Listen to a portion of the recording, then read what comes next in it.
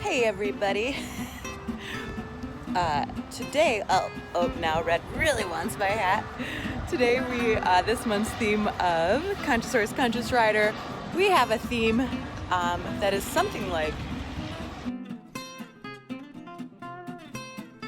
are you scared of horses and should you be, or are horses scary, or something like that.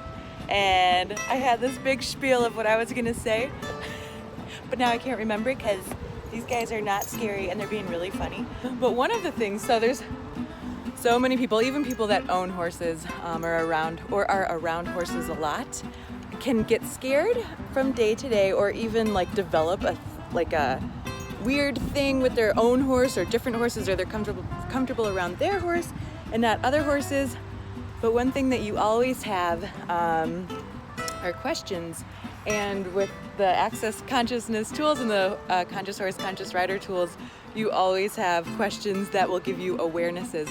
There's never an answer. You just want to look for the awareness. Oh my, you're so lovey today. I can't concentrate now. So, Stephen, what would you suggest if someone's scared of a horse? What's the first thing that they should do? Yeah, just walk right up and go nose to nose with it. Just walk right up and go nose to nose. Obviously, that's what I do. A lot of times if you kind of breathe into their nose, it kind of gives them a sense of release. Aww. And yeah. I love doing that. Hey now, behave. Cool. It's not your turn. Come here. Also, you want to practice maybe being around horses on the outside of the fence first if you're not used to horses. Yeah, definitely. Yep, start there.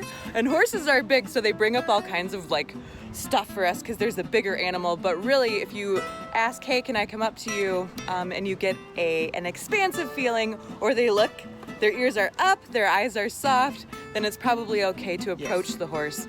If their ears are pinned back or their eyes are wide and white, do you see the whites of their eyes? You might not want to approach that horse this time. This is true. A lot of times when they pin their ears back, it means they're apt to bite you, especially if they stretch their neck out at you. Yep. That's really a good sign you're going to get bit. You're going to get bit. Or they'll turn their butt to you and give you a little boost. I don't want that. And that boost doesn't always feel too good. I've been boosted once or twice. Have you? Yeah. I've only been boosted a little bit once. I'm good with the boosts. I will pay attention. So yeah, just pay attention to the horse's body language and ask questions, and maybe start outside of the fence. And that's about it for today. We're gonna do some not horseshoeing, but just horse toe trimming today. We're gonna trim some fingernails. Trim some fingernails and toenails. We'll get the paint out maybe. Yeah. We'll see. Thanks. Bye guys.